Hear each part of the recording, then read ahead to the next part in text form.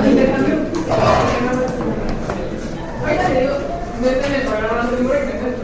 vamos a ver. Pero le toca a usted. ¿Me toca a mí? Sí. Ahora me resulta. Hoy. Ahorita. Hoy le tocaba. ¿Hoy tocaba? Sí.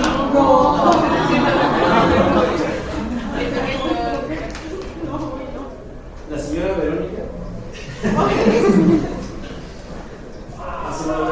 Hace 9 años le tocaron unos libros en el riñón derecho.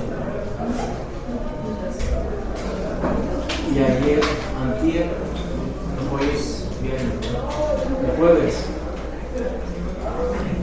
me encontré en el piso.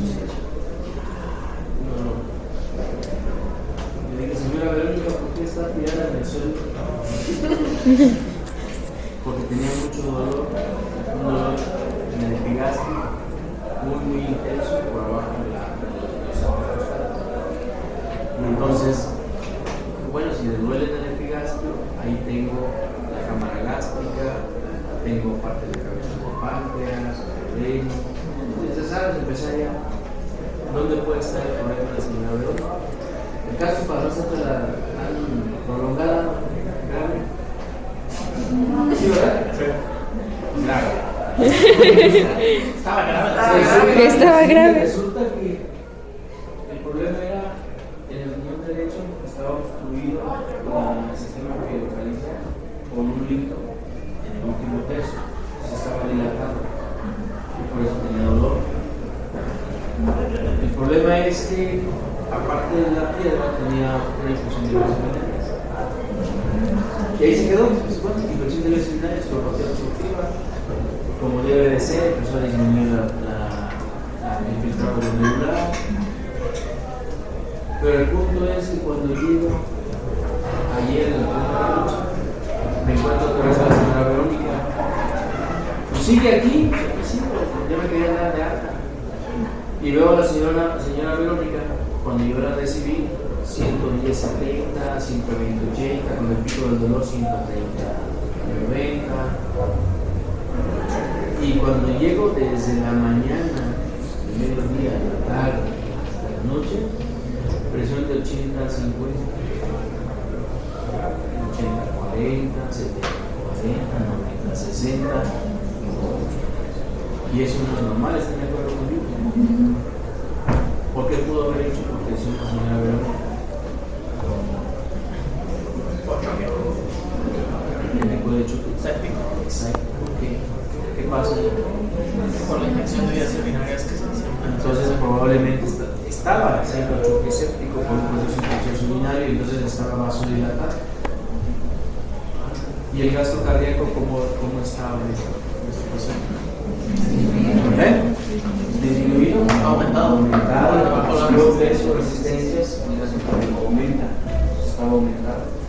Pero eso no es el punto. El punto es que le encontré con oxígeno. Y le dije al paciente, ¿por qué tiene oxígeno? Y la pregunta, ¿cuál es? Fue la pregunta típica. Porque desatura, doctor. Qué chingón, se le baja el oxígeno y pone oxígeno. Veneno mata veneno. ¿Pero por qué? Por una disminución del flujo ¿En dónde? en los alveolos. ¿Cómo pasa eso? Por la vasodilatación, bueno, por la vasodilatación que se puede dar.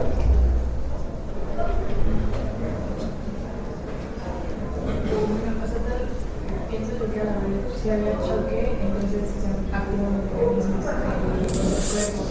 Entonces pasa así, no todo, o sea, falla, todo lo que no es órgano vital y el pulmón no es órgano, entonces no tiene prioridad, también se va a hacer construir y por eso se desactiva.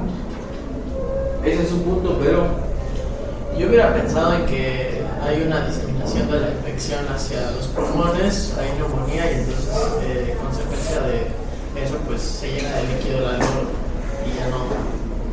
es un argumento válido, pero tener dos infecciones al mismo tiempo, bueno, no tendría que orinar en perro. Sí es factible, pero cuando yo aumento el flujo, en la sepsis como tal, en el flujo séptico, el flujo sanguíneo es tan rápido que se hace turbulento. Eso súmale la inflamación del endotelio, hacen una situación o un estado procoagulante. ¿Sí me explico? Si yo lastimo el endotelio, expongo el tejido factor tisular, se pegan las plaquetas, se forman coágulos, entre el flujo turbulento lo rompen, el fragmento de un coágulo se llama émbolo y viaja.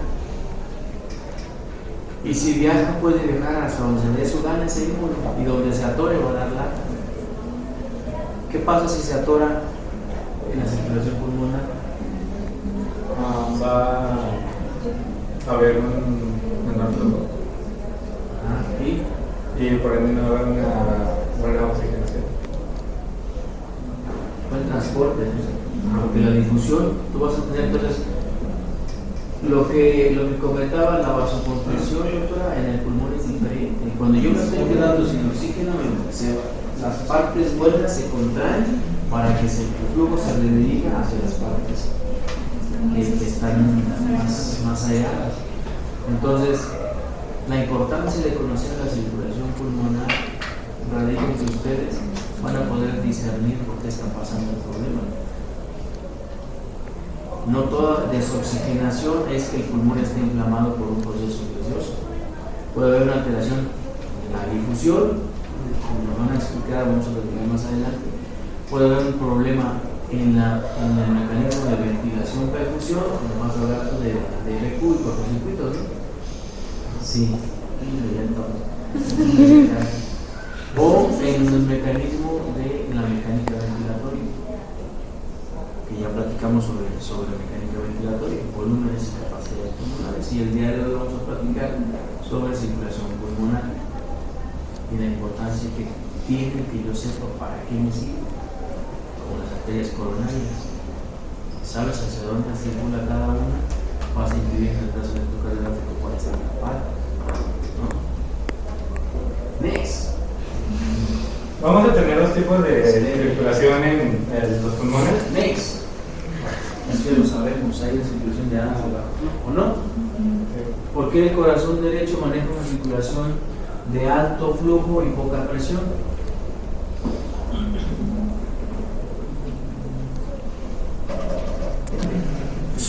El corazón derecho de alto flujo y baja Tú presión. eres uno de alto flujo y baja presión y uno de alta presión. Pues era esta es la zona que viene del pulmón venoso, entonces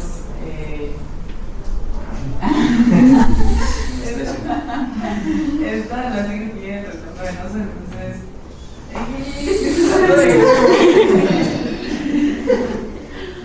¿Por qué? viene con Porque no tiene que vencer la resistencia periférica para poder. No tengo que vencer resistencia periférica. Si tengo una arteria más distensiva, es más blandito, y la otra es que yo tengo una presión de 25/8 miligramos de litro, a diferencia de la circulación de 120/80, paredes más gruesas, números más delgaditos. Next. La posguardia no me gana. Ok, Bueno, la de que es de bajo flujo y alta presión, mantener vasos bronquiales, las arterias bronquiales, que son los que van a nutrir los tejidos de soporte que van a tener los pulmones, también el árbol bronquial y también algunas capas adventicias o exteriores de las venas y arterias. Estas van a dar al 2% del gasto cardíaco total, y pues esto van a drenar directamente en las venas pulmonares, que igual van a drenar en la aurícula izquierda directamente. Mientras tanto, también tenemos los linfáticos, que en el tejido de soporte van a tener varios vasos linfáticos, y estos van a drenar directamente en el conducto linfático torácico derecho. Bueno, aquí tenemos las curvas de presión, también creo que ya lo hemos mencionado bastante, como la de la aórtica de 80 a 120, y también como tenemos de color negro la curva de ventricular derecha, que va a aumentar a 25, y cuando hay en la sístole, y cuando hay en la diastólica va a ser igual a 0. Y también en la curva de la arteria pulmonar igual va a ser de 25, pero ahora la diastólica va a ser de 8. Esto porque cuando pues aumenta la sistólica, la expulsión de sangre pues va a seguir va a ser igual a 25 para que se abran las células pulmonares. ¿Qué pasaría? ¿Puedo? Somos equipo, es gran espacio.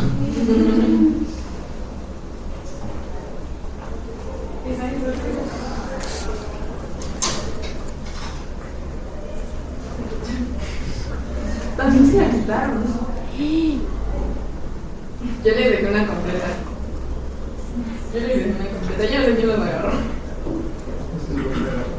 Usted tiene. ¿Sí, no? ¿Grabo? Sí. Es una prueba de posibilidad arterial o una prueba de pletismografía. Es práctico. O le preguntamos al grupo, tú dime. ¿Qué significa esto? Esa es la seminal cuando se cierra. Se cierra, o sea, se eyecta, el proceso se cierra, mantiene un poquito la presión y después. Sí. ¿Cómo puedes explicar o quién me puede explicar qué pasa si yo veo una curva de pletismografía así?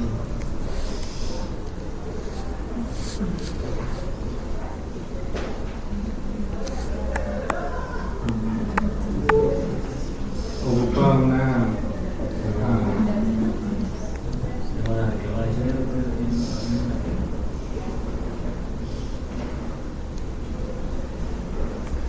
Esta se llama, esta es una onda. Son ondas bícrotas, dos, y tiene un cierre de una válvula. ¿Qué pasa si yo tengo esto de aquí? ¿Qué significa? ¿Quién? ¿Me das la palabra o qué me es? Sale. Doc. Pues se me ocurre de que al principio se haya inyectado con mucho más presión y que por tanto tenga que pasar más tiempo hasta que se vuelva a cerrar las válvulas. Ok, bien. Tal vez puede ser un flujo retrógrado, tal vez. Los dos son flujos retrógrados.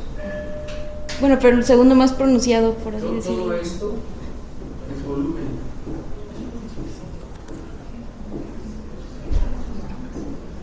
Todo esto es volumen.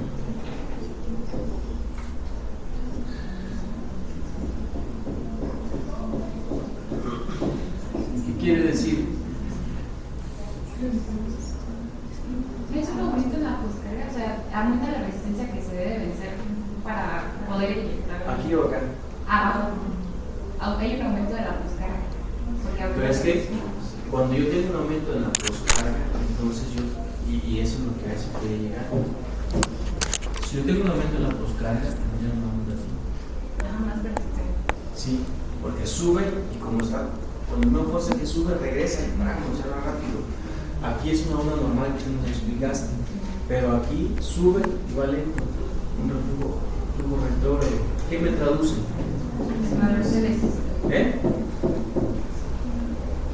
Sístole, diástole. ¿Qué me traduce? La diferencia entre acá y acá se llama presión del pulso. ¿Qué me traduce? Agua pasa por mi casa, acá del corazón, la sangre.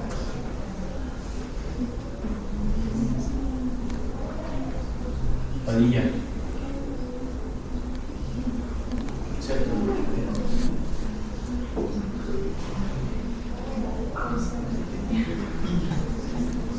Sí, me logro orientarlos, es lo que quiero escuchar, ¿no? Sístole, diástole. El doctor nos pone una onda de presión 120, baja, 80. Yo tengo que abrir esa válvula. Recuerda que cuando el ventrículo se comprime, en este caso el izquierdo se comprime, arriba tengo la válvula, aurículo ventricular, no la válvula semilunar, la aorta. Para yo abrirla necesito hacer mucha fuerza. Como está angostito, tiene mucha presión, 80. Rebaso los 80, se abre y empuja. La presión es tan fuerte que alcanza 120 sistólica y después regresa, pero como las válvulas están así, al momento de que regresa, ¡tan! Dicen balón de chiquito, no saben, balón, no hay nada, ¿sí? eso es lo que yo estoy ilustrando aquí. Pero si yo tengo poco volumen y lo empiezo a exprimir, va a salir y apenas se va a abrir. La presión se va a abrir y va a regresar más lento. Entonces, ¿qué me traduce? Si yo, ¿sabían ustedes que yo puedo reanimar a un paciente con líquidos solamente viendo mi onda, mi micrófono y una hipertismografía? Esta onda nosotros la vemos. Si ustedes tienen la oportunidad de poner sus acelerómetros que tienen hipertismografía, la van a ver. Y normalmente tiene que ser así. ¿Qué me traduce si la tengo de esta forma? Tengo menor volumen. Si este es sístole y este es diástole, la diferencia de aquí a acá, el pulso, tengo menor volumen. Entonces, incluso la curva se puede comportar así. Si yo le pongo volumen, entonces voy a aumentar esa curva.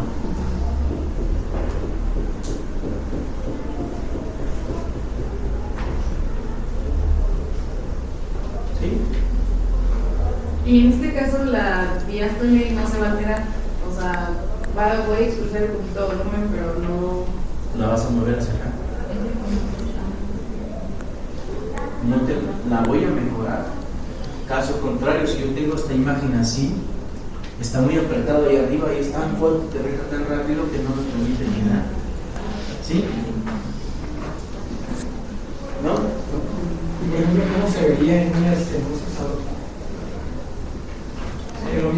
Casi así, casi así.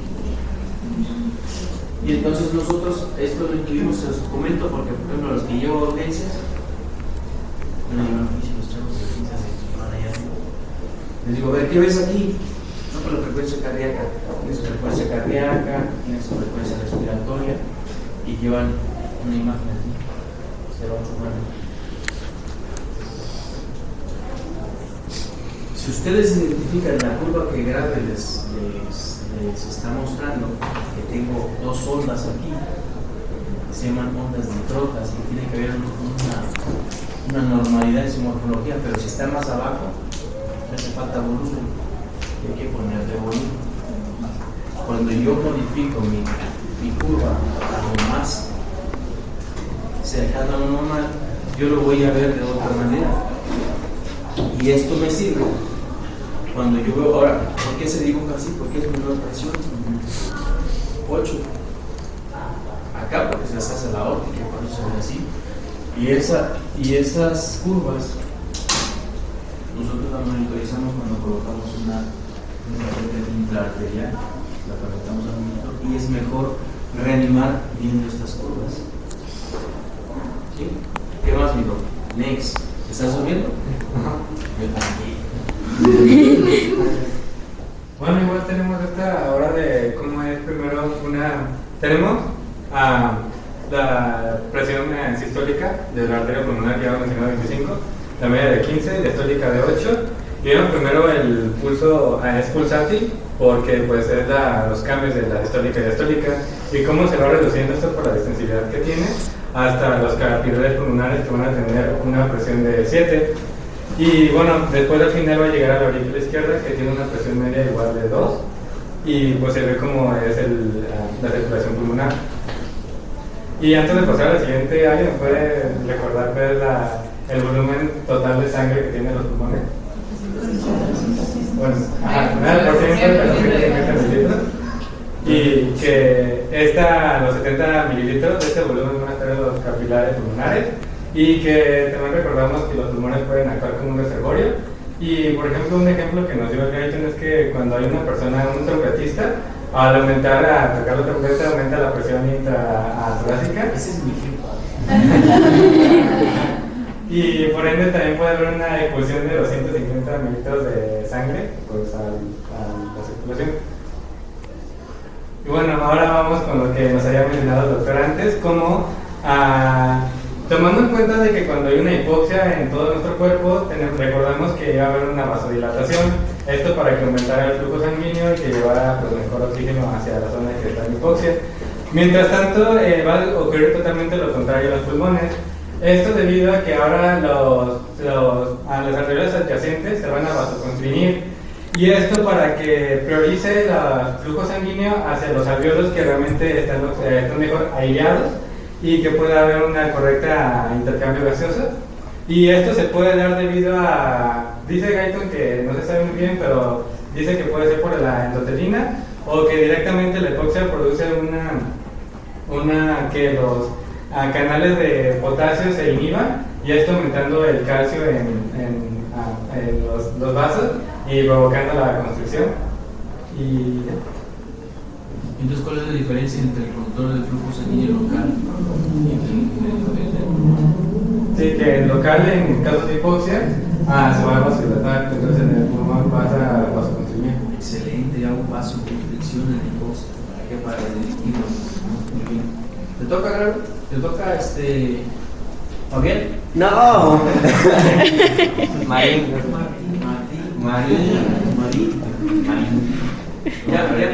Ya comentó tu colega que cuando hay hipoxia hay una vasoconstricción local para verificar el flujo. ¿Qué cantidad de oxígeno necesito para poder desencadenar este mecanismo? ¿Cuántos milímetros de oxígeno necesito para que? ¿Menos de qué? Menos de 70 milímetros de mercurio. ¿Vale? Sí. Cuando llega a eso, al contrario, se manda el flujo a otro lado, en donde sí esté funcionando.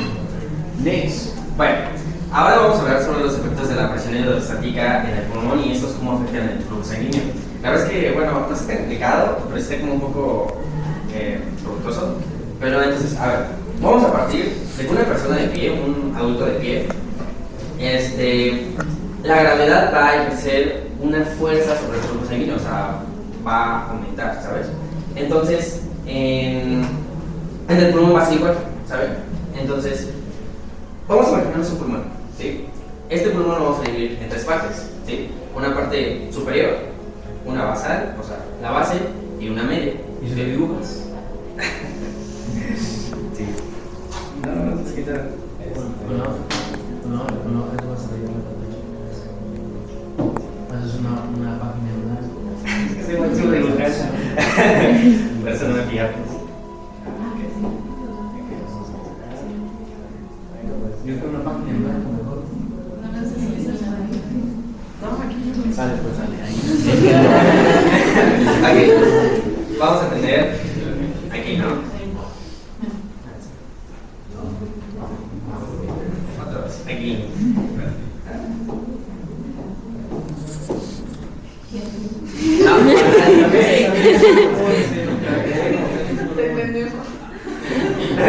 No, ya, ahora lo voy a hacer bien, ¿no?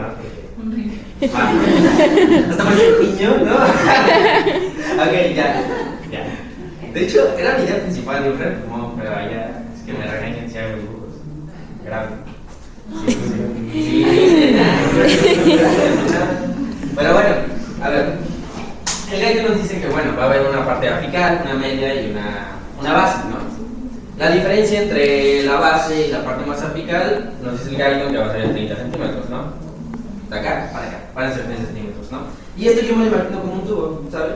O sea, en un tubo de 30 centímetros igual, si lo llenamos de agua, ¿dónde va a haber mayor presión? ¿La parte de abajo o la parte de arriba? La de abajo, ¿no? Porque va a soportar todo lado. Claro. Entonces, acá funciona igual. La presión va a ser mayor abajo que en la parte de arriba, o sea, va a ser bueno, antes les explico. Ahora, a partir de aquí, como ya les dije, son 30 centímetros. La diferencia entre la parte basal y la parte apical va a haber una diferencia de 25 milímetros de mercurio. Perdón, 23 milímetros de mercurio. ¿Sí? Entonces, va a haber 23 milímetros de mercurio. En la parte más superior, pero ojo, vamos a tomar como referencia también el corazón. ¿Sí? Entonces, aquí el gigante nos menciona que va a haber una presión de 15 milímetros de mercurio menor, pero no negativo, o sea, menor a la del corazón. Y abajo va a haber una presión de 8 milímetros de mercurio mayor, pero en comparación a la del corazón, ¿sí? O sea, no va a ser de que más 8, ¿sí? O sea, no, menos 15. Entonces, y pues aquí va a ser de 0, ¿sí? Y aquí es donde me había confundido ayer con el doctor, que había mencionado que ¿dónde va a haber mayor oxigenación en el pulmón? En la parte nasal. ¿Dónde va a haber mayor oxigenación y mayor flujo sanguíneo? Nadie ya sabe.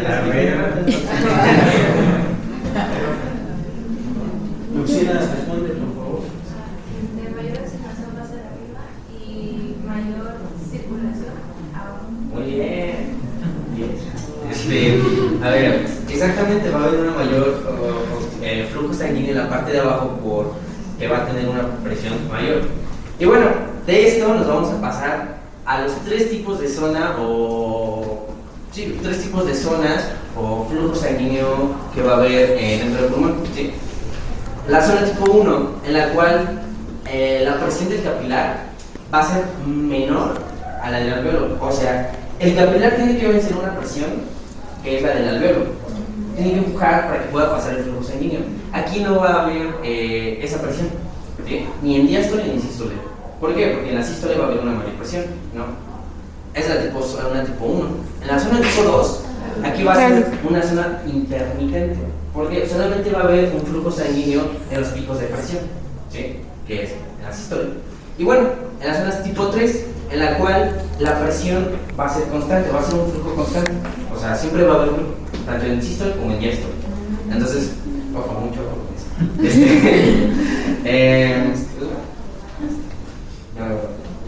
Hígado, riñón, lo que sea. Y bueno, aquí como les comentaba. Okay. Entonces en el ápice hay mayor ventilación y menor perfusión. Exactamente. Y en la base mayor ventilación y menor perfusión. O Al sea, revés. menor ventilación y mayor perfusión. Sí. En la base. Mayor sanguíneo, sí. A más flujo sanguíneo, pero no están bien ventilados sus alveolos. Exactamente. Ninguno de los dos me funciona para poder hacer intercambio gaseoso. Sí.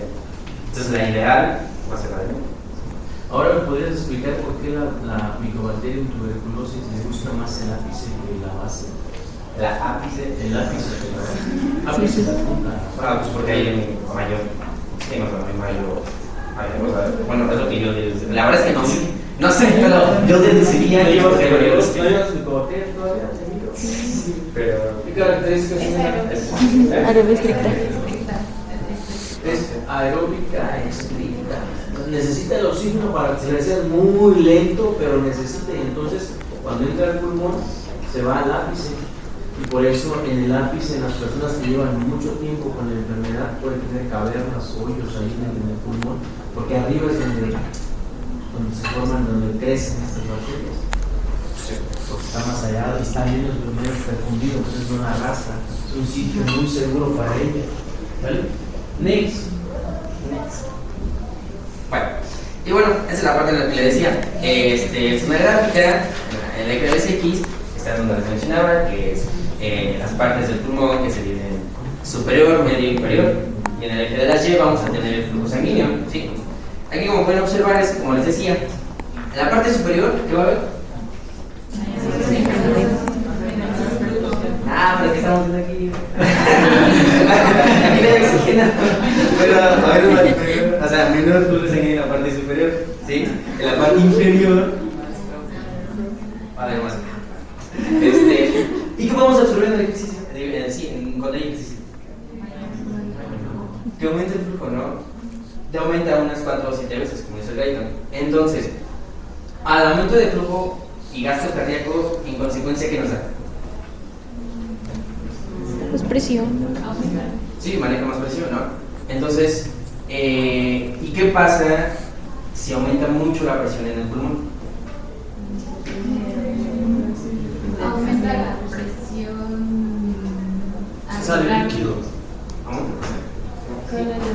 Se puede llegar a causar edema. Entonces, ¿qué hace el pulmón para amortiguar, por así decirlo, este aumento de flujo y este aumento de presión? ¿Cuáles son los dos mecanismos que hacen? Bueno, 3 mecanismos que hacen.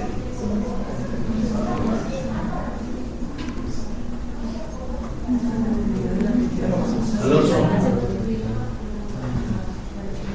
Recuerdo haber leído que uno de ellos era que los capilares alveolares eran muy delgados y permitían intercambio de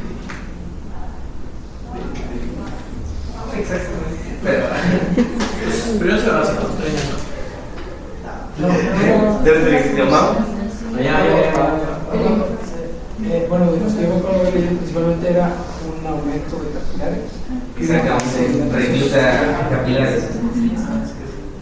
Sí.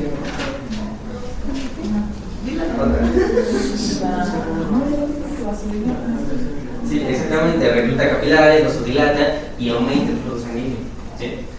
Entonces, esto lo traduciríamos como de que hay zonas tipo 2 que pasan a zonas tipo 3, que eran las zonas tipo 2. La intermitente. Las zonas tipo 3 y ya se aumenta el flujo. ¿Sí? Y bueno, estos son los tres mecanismos que hace el pulmón. Y aquí podemos observar la curva de la presión con respecto al gasto cardíaco en el pulmón. Aquí, como ven, la curva pues, no está tan alineada, ¿saben? O sea, que sí hay una amortiguación. Y yo puedo modificar esas zonas de flujo. Yo puedo modificarlos. ¿Tú las puedes modificar en una persona? Sí. ¿Cómo? Depende.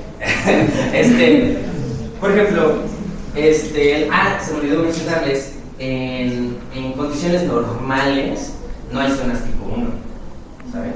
O sea, de ausencia de flujo. ¿En qué ocasiones sí puede haber zonas tipo 1? ¿Cuáles son las zonas tipo 1?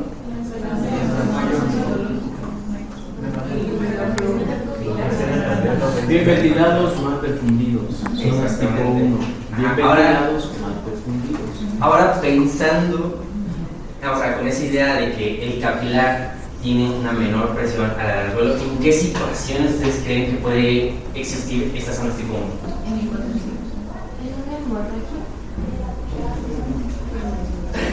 Sí, exactamente, en una hemorragia baja la presión, por ende no hay cómo vencer la presión del alveolo. Entonces sí se pueden modificar.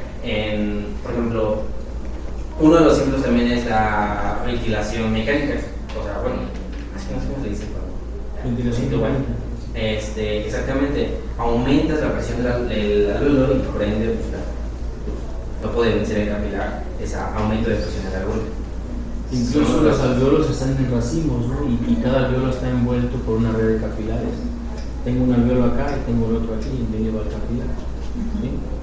Si yo lo inflo tanto, puedo comprimir el capilar en un efecto mecánico. Y si yo lo comprimo, no hay flujo sanguíneo. Entonces, aunque esté muy ventilado, no voy a lograr transportar ese oxígeno. ¿Sí? O sea, si este es un alveolo vecino, yo soy otro alveolo y me inflas y este es mi capilar, yo me puedo expandir y lo puedo pisar y le puedo cortar el flujo sanguíneo. Y entonces en la ventilación mecánica nosotros cuidamos mucho la presión que estamos administrando, la cantidad de volumen, porque puedo generar cortocircuitos o espacios muertos fisiológicos. Pero ¿qué pasaría si no estás parado, estás acostado? ¿Dónde está la zona tipo 1, tipo 2 y tipo 3? No estás parado, ahora estoy acostado. Normal, o sea, cumpliendo ese principio que tú has comentado, ¿dónde va a estar la zona tipo 1, tipo 2 y tipo 3? Bueno, de lo que yo entendía de leerlo es que se generaba un tipo de zona 3 en la mayoría, incluso también en el ápice, ¿no? O sea, como que se igualaba. Pero el aire lleva una tendencia, no pesa, ¿no? En la parte anterior voy a tener más aire y entonces aquí voy a estar bien ventilado pero no muy bien perfundido. En medio voy a estar bien ventilado y bien perfundido, y hasta abajo bien perfundido pero mal ventilado, ¿sí? ¿En dónde estaban cuando la época COVID? ¿En la secu? En la prepa secundaria.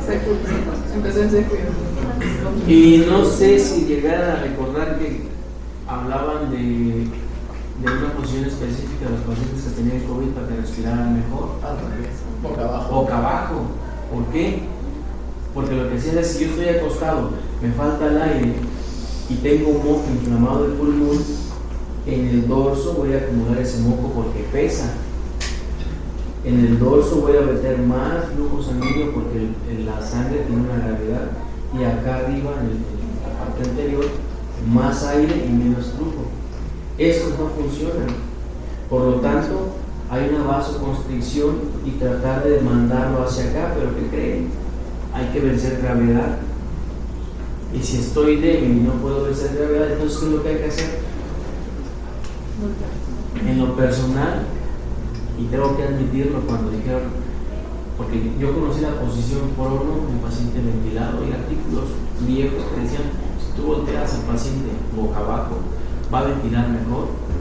Y entonces yo aprendí con esa, crecí en mi formación de especialidad, crecí con ese principio de la ventilación en prono, pero el paciente dormido y con un tubo.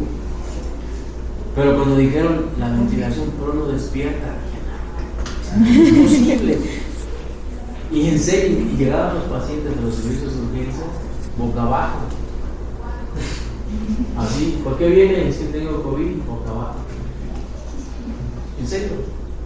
A veces los ojos no, la mente no ve lo que los ojos, o sea, los ojos no ven lo que la mente no sabe.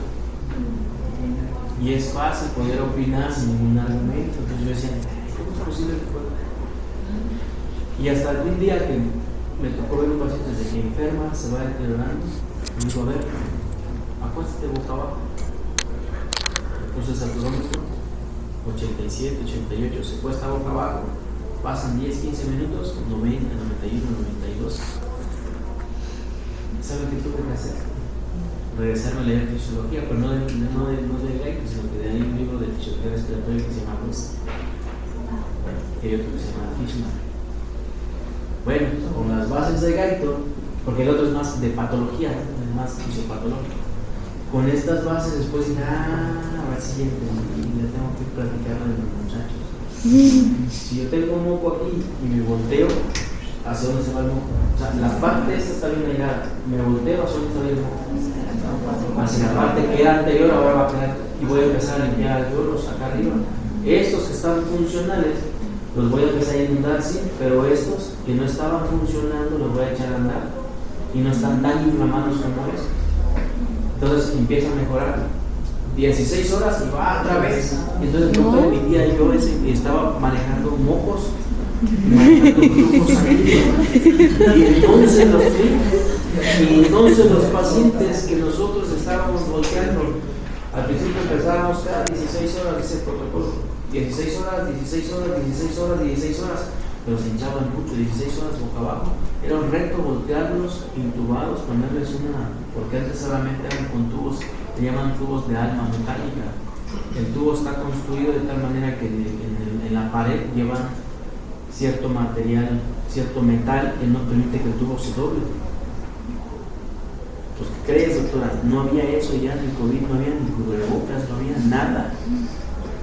Y entonces, bueno, y entonces seguía aprendiendo que cuando se quiere se puede.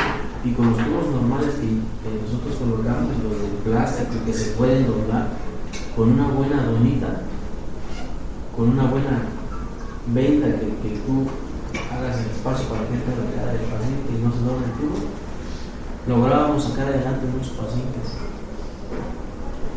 Pero hasta en el COVID yo comprendí que sí es cierto. ¿Podemos modificar eso? Sí, lo podemos modificar. Lo mismo pasa si yo me pongo de pie, acá, pero no te pongo de boca abajo, porque ahí ya estaría rompiendo la barrera del flujo sanguíneo. Pero entonces eso es lo que pasa, la importancia de conocer las zonas pulmonares. Hay que veces son 3 zonas, hay quienes dicen que son 4, pero yo las voy a modificar de acuerdo a lo que yo necesito. ¿Sí? De hecho, también esas se llaman zonas de West. Esas son zonas de West. Muy bien. Doctor, ¿esos pacientes estaban en la terapia intensiva? Bueno, llegaron hasta el piso, pero estaban en terapia intensiva. Después el resultado del hospital era terapia intensiva, pero sí, una época, 2 años muy pesados. Y entonces logramos a veces evitar el tubo, los empezamos a bocabajear desde que estaban empezando a enfermar. Y de alguna manera cuidábamos esos alumnos. Bueno, ahora vamos a hablar sobre el intercambio capilar de líquido. Otra vez con las fuerzas de Starling. Bueno, aquí tenemos en esta imagen el capilar, un vaso linfático y el alveolo. Bueno, recordemos, vamos a tener la presión hidrostática, en este caso van a ser un poco distintas. La presión hidrostática aquí va a ser de 7, la hidrostática del intersticio va a ser de 8, la presión coloidosmótica del capilar de 28 y la del intersticio de 14. De estas 4 fuerzas, 3 de estas van a favorecer la salida del líquido desde el capilar hacia el intersticio, generando una fuerza total de salida de 29 milímetros de mercurio, y la única fuerza que se va a encargar de mantener el líquido dentro del capilar va a ser la presión coloidosmótica con un valor de 28. Esto nos va a dar en total una presión neta con tendencia al líquido de salir desde el capilar hacia el intersticio de más 1, y la razón por la cual no se va a formar un edema a pesar de que hay una tendencia del líquido a salir desde el capilar hacia el intersticio va a ser justamente por la presencia de estos vasos linfáticos que van a tener una presión coloidosmótica negativa y van a reabsorber ese líquido que salga desde el capilar hacia el intersticio, evitando así la formación de edema en condiciones normales. Ahora, en el caso de un edema, bueno, se puede formar ya sea por una falla en la función linfática o cualquier factor que aumente la perfusión del líquido desde el capilar hacia el intersticio. Para que haya un edema pulmonar clínicamente relevante debe de haber un aumento de la presión capilar hidrostática de su valor normal de 7 milímetros de mercurio hasta 28. Esto nos va a dar un rango de seguridad antes de que se forme el edema de 21 milímetros de mercurio. Y entre las cosas más frecuentes que se tiene para bueno, ya comentamos la insuficiencia cardíaca izquierda, que va a aumentar la presión de la aurícula izquierda y por lo tanto la presión capilar pulmonar, que va a hacer que venza la presión coloidosmótica y hace generar la difusión de líquidos del capilar hacia el intersticio. Al igual, la lesión de las membranas de los capilares, como lo puede ser en infecciones, se dañan las uniones estrechas entre las células y esto genera el paso de líquido e incluso proteínas. Bueno, ahora esta imagen nos va a explicar justamente el factor de seguridad del edema pulmonar. En el eje horizontal vamos a tener la presión auricular izquierda y en la vertical la velocidad de formación del edema. Hay que recordar que al aumentar la presión auricular izquierda, a su vez va a aumentar la presión capilar pulmonar entre 1 a 2 milímetros de mercurio. Por lo tanto, aquí justamente aproximadamente los 25 milímetros de mercurio de la presión auricular izquierda es que va a empezar una mayor velocidad de formación del edema, justamente porque en la presión capilar pulmonar, en este punto exacto, sería aproximadamente entre 26 y 27 milímetros de mercurio, lo cual generaría que la presión capilar hidrostática iguale o supere a esta presión coloidosmótica del plasma, generando la difusión del líquido desde el capilar hacia el intersticio. Ahora, este factor de seguridad va a ser distinto en trastornos crónicos, ya que en los trastornos crónicos va a haber una constante presión capilar pulmonar elevada durante largos tiempos y el pulmón se va a volver más resistente a la formación del edema.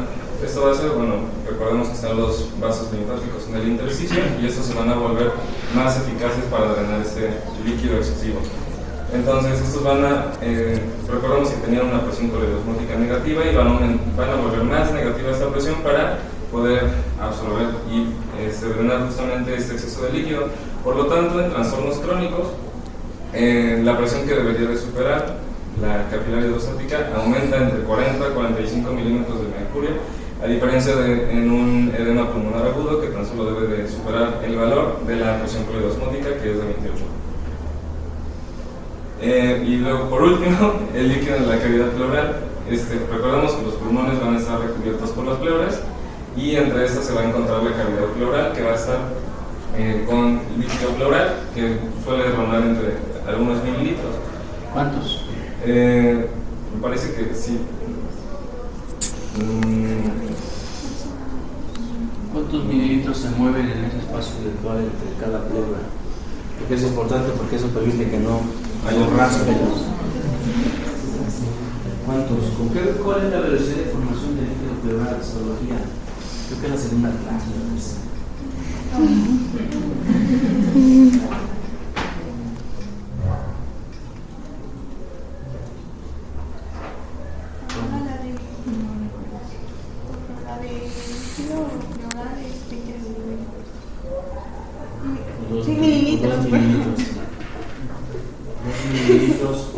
por minuto se está movilizando. Lo que me sobra yo tengo, hay que tomar en cuenta que las presiones capilares del pulmón son diferentes, las presiones hidrostáticas de la presión estable en el pulmón es diferente a las del resto del tejido. Entonces, a final de cuentas, el capilar tiende a sacar el volumen. Sale el pulmón y lo que se queda en el extremo venoso se mete y lo que resta se va hacia los vasos linfáticos y lo otro hacia la pleura, es mi drenaje. La pleura es mi drenaje, son 2 mililitros que está circulando todo el tiempo. ¿Y luego qué pasa? Bueno, durante condiciones normales, este exceso de líquido va a ser por los vasos linfáticos, pero en casos cuando es demasiado de este líquido, se va a provocar un derrame pleural, que puede ser provocado por estos factores, entre ellos el bloqueo del drenaje linfático. Si se bloquea ese, pues obviamente no se va a poder drenar el líquido y se va a generar la acumulación. En el caso también de la insuficiencia cardíaca, lo mismo de aumenta la presión capilar pulmonar y esto genera el paso del líquido desde el capilar hacia el intersticio. A su vez, la reducción de la presión coloidosmótica del plasma, recordamos que esta presión va a ser la que mantiene el líquido dentro del capilar y va a ser dada principalmente por las proteínas plasmáticas, entre ellas la albúmina. Entonces, en un paciente que tenga hipoalbuminemia, el líquido va a tender a pasar desde el capilar hacia el intersticio generando este derrame pleural. En las quemaduras graves, el paciente pierde proteína, por lo tanto, el comportamiento del líquido va a ser hacia y entonces en el pulmón puedo tener derrame pleural, puedo tener edema agudo del pulmón, puedo tener derrame pleural. Entonces, por eso las proteínas en el paciente gran quemado surgió en algún momento como que un fundamento, un tratamiento clave para poder tratar las quemaduras mayores. Y le ponemos albúmina.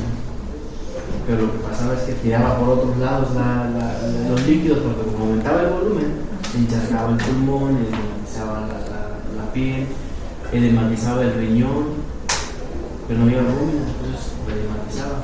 Y es contraproducente hasta después de 12 horas. Después de 12 horas yo puedo considerar ponerle albúmina para poder aumentar el volumen. Bueno, eso es la infección. ¿Cuál era la respuesta? El líquido sale, ¿cuál es la presión de Starling que predomina? Capilar. ¿Todos pusimos capilar? ¿Sí? Ya llevamos 3 revisadas. Desde ahí llevamos 3 preguntas revisadas y atendidas. Muy bien. También, ¿qué más? entre las causas de edema, podemos tener la infección, inflamación como la neumonía, que van a aumentar la permeabilidad capilar otra vez, produciendo este paso de líquido. ¿La neumonía qué tipo qué te da? ¿Exudado o transudado? Exudado. No. ¿Cuál es la diferencia entre un exudado y un transudado? Osiris. No, Osiris no Sí, Osiris, ¿verdad? ¿Por qué le digo Osiris? Siempre le digo Osiris, doctor. Sí. ¿Por qué?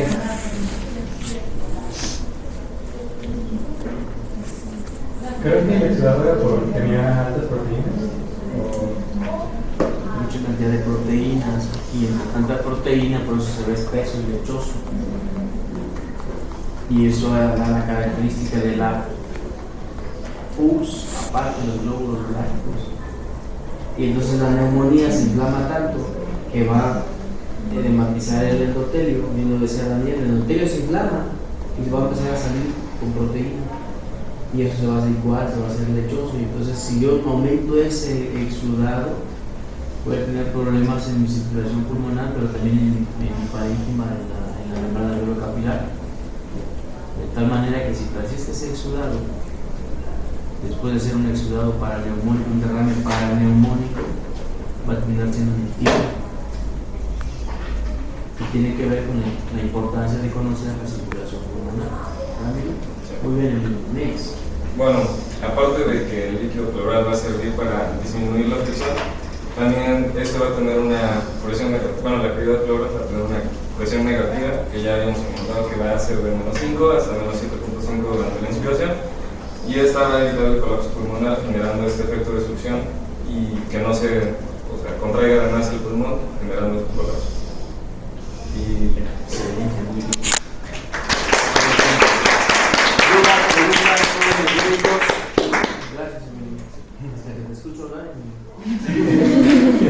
No tenía el gusto de escuchar tu voz.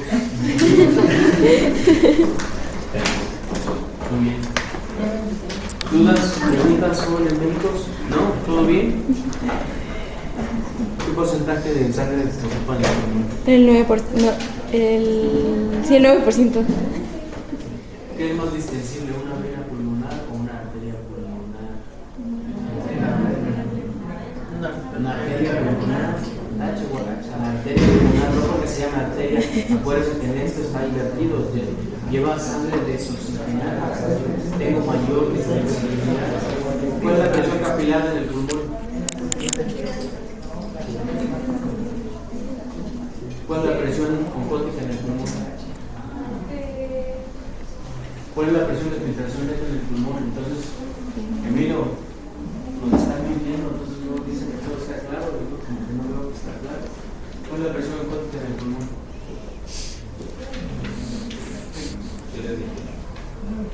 28. ¿Y intersticio? 14. Entonces, esos datos que le estoy preguntando en la circulación pulmonar, pues, a ver qué porcentaje del gasto cardíaco ocupa mi circulación pulmonar, cuál es la presión de la arteria pulmonar, cuáles son las presiones estables en el pulmón, qué efecto tiene la hipoxia en la circulación pulmonar, a qué cantidad de milímetros de mercurio de oxígeno voy a modificar mi circulación pulmonar. ¿Sale? Pues, no hay dudas, nos vemos el lunes. Muchísimas gracias. Gracias por su atención. Nos vemos el lunes.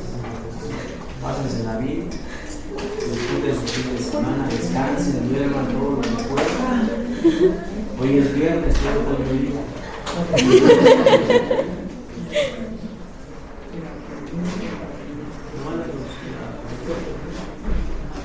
Muchas gracias, doctor. Gracias, doctor. Gracias.